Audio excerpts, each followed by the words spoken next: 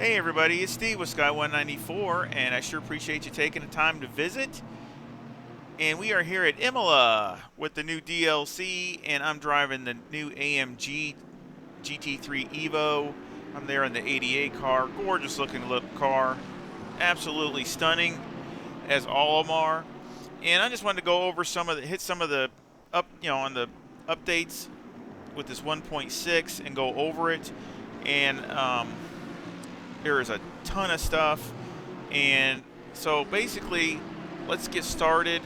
Obviously, with the DLC, you get the track and the Ferrari Evo and the Mercedes AMG Evo and all those kinds of things. But of course, there's 60 plus new liveries also for the 2020 championship. So a lot of the cars have all new liveries, which is really nice.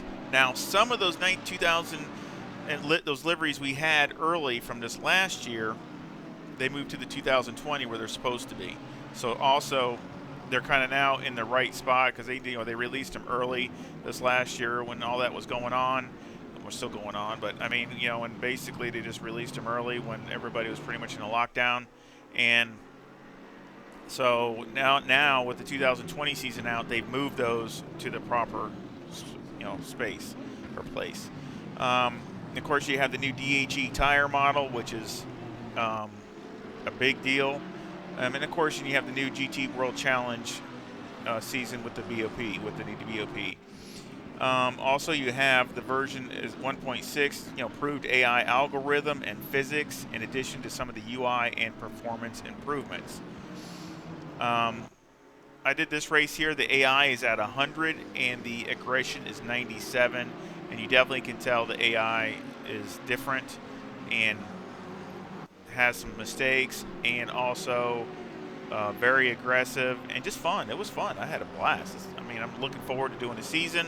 I'm going to start one here within the week, so hopefully y'all will check that out. And they're short. The seasons now, because they were based on the real season, and of course they were shortened. So even the seasons are only 3 or 4 races. That's it. Even unless you do the whole thing. But if you do a sprint, it's only like 3 races, and I think the endurance is 4 races. That's it. So they're not even all the tracks because they didn't race at all the tracks this last year with everything going on. So that is. Unless you do a custom one. Now, if you do a custom one, obviously you do all the tracks. But if you do the real season, it's only 3 or 4 races.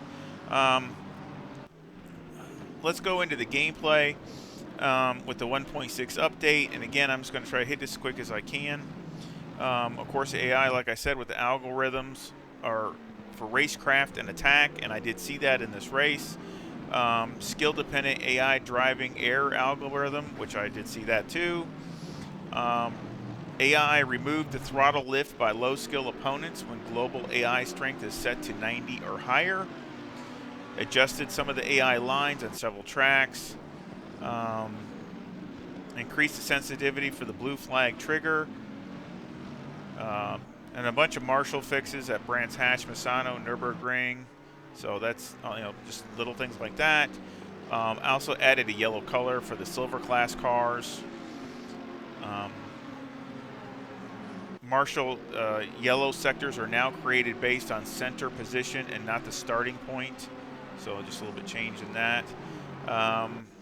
More accurate sector yellow flag alerts, and also more sensitive to yellow flag triggers for cars with stalled engines or facing the wrong directions, which I definitely ran into a lot in all kinds of racing. You come up to it and you never knew it was there. So that'll be really good. Of course, the DHE tire, this is under physics, is available for the 2020 season. It provides better feedback and more traction with less overheating. Available when playing the 2020 season. Older seasons retain their corresponding BOP and tire versions. Okay, so the one thing I did notice with this tire, it does seem to, it's a little slicker when you first start out, so you get some understeer. You got to be careful of tire lockup. Not big, just a little bit. So you just got to remember to dial it down a lot for the first lap or two, and then after that you're okay. And but it should be more consistent over the long haul. And also, from what I learned from Aries, he also said that it should last over an hour with no problem, and the performance is a lot less drop off. So it sounds like a really good tire. The wet tire compound are tweaks and fine-tuning, revised BOP system and added support for the 2020 season, and also added camber limitations for 2020 as per regulation. So it's not something from Kunos, it's something that's from the sanctioning body. The maximum now is -4 camber on the front and -3.5 on the rear. But if y'all are using my setups, you don't have to worry about that, because basically I was always under that anyway, so that's not an issue. Global tire model improvements and realignment forces based on new data. Improvements in the simulation of pressure dependency and its effect on the tire footprint and related tire dynamics. And what it's basically saying is there's some guys or some aliens that I guess were running super high pressures and high downforce, and that would be like a rolling resistance, and they could gain some time that way. Well, you're not going to be able to do that anymore. So basically, if you need to keep the tire at 27.5 to 28 hot, and that's really where you need to keep it. And if you go under that or over that, the more you go, either way, the more dramatic the fall off is going to be. So again, I don't have to worry. That's fine with me, because all my setups are for that anyway. So I don't think my setups are going to be dramatically changed. They should be all still close to that. Let's see, aero yaw simulation improvements, and they want you to see the official support form for more detailed information. Old setups might need revision, and it is generally recommended to run safer setups, which again, I'm not trying to boast or anything, but I think my setups are more safer. They're not hot lap setups. They're merely meant for racing, stints, not just a sprint 5 or 10 minutes. So I think mine will all be, I'm not really worried about any of mine. Further improvements to the global weather model and dynamic track, which again, this changes with the, let's say it's rubbered in, track's optimum, and it rains, it's going to be slicker than normal on the line, on the racing line, until it clears up. And before, it would only take maybe a lap or two to clear up. Now it's going to be more like, multiple laps. So it's going to be a little bit changed, so you got to be more careful when it's going to get slicker really fast, and it's not going to clear up until after a little while. Fix the Porsche 911 GT3R Laguna Seca wet preset. Improve the 488 GT3 aero simulation. Fix the brake pads in the BMW M6 GT3 Monza wet preset. Adjustments to the brake disc consumption, less. Minor revision of the collider meshes for certain cars. That's like probably just the damage model, like the damages that shows on the car. Audio, user commands to decrease master audio volume in session. It's a number plus or minus default, but it is remappable. Spotter message added alerting for faster cars approaching. Improved spotter message system. New spotter messages for race pre-session countdown. Thunder sound is now played already when heavy rain is on the forecast. And now we're going to go to the UI. UI, basically, there's a bunch of stuff here. Special events page, minor styling adjustments. Leaderboard, minor styling adjustments. Revised manufacturer logos for the UI and leaderboards. On the MFD, they got checkboxes toggled using left-right UI binding and ignore the enter-forward UI binding.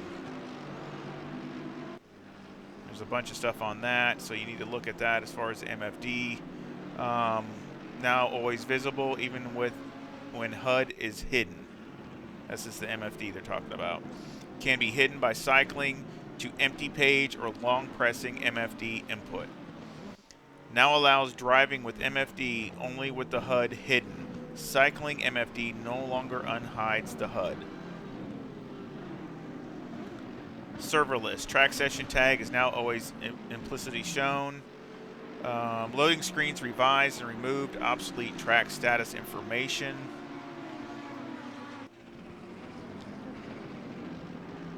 Bindable inputs to increase, decrease master audio volume in session. Global UI styling refresh. Localization update. Improved delta and predicted lap time accuracy. That's good because some of that was off. I always notice it could be off. User setting in the HUD JSON file added to disable automatic MFD page swap on pit entry exit. Graphics. Mirror refresh rate settings in video options. Option is set to a fixed frame cap.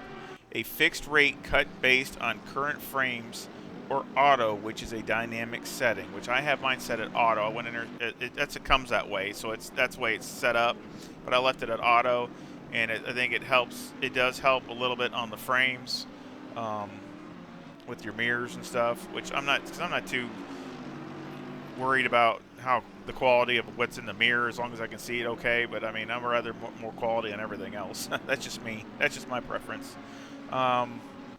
Potential fix for virtual mirror clipping with geometry in some car cockpits. Added stop marker in the regular pit stop animation to help with car positioning. Okay, that's nice. I know hopefully I can use that. Revised pedal animation system and fixed an issue where the throttle pedal would occasionally remain stuck in pressed position. Optimize secondary animations in replay and spectator mode. Fixed national class sticker visibility.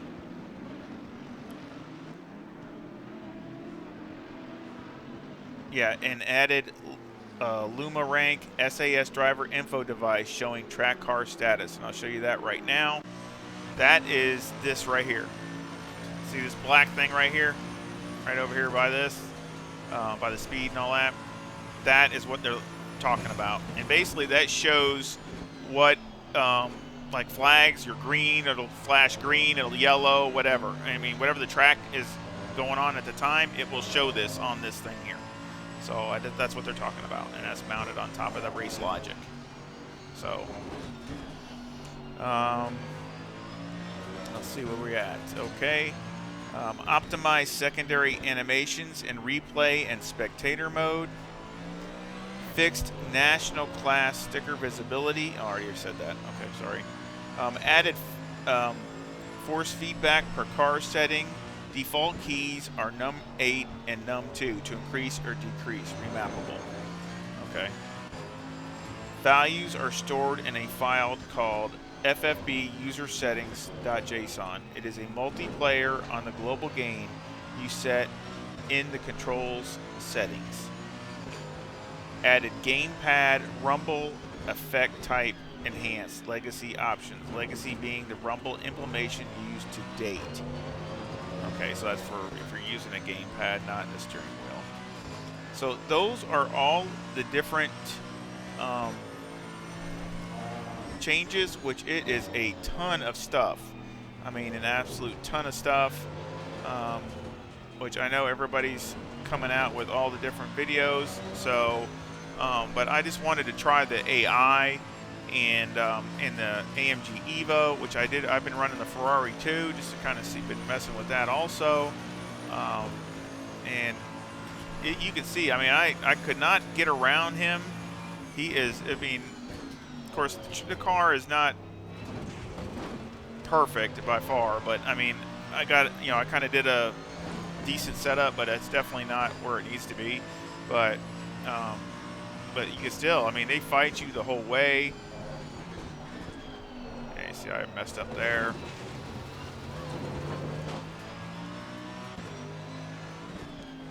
The track looks amazing. I can't say enough about it. And the price, $8.99, is the best $8.99 I ever spent.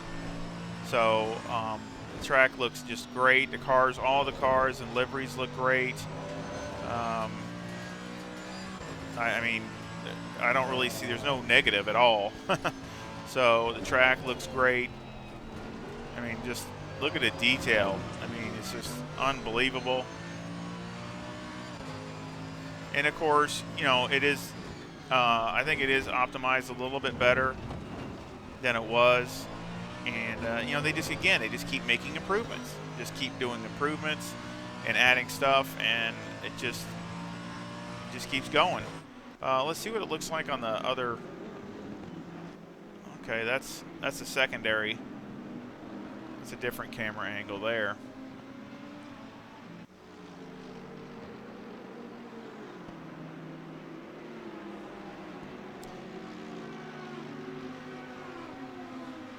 That's the checkered.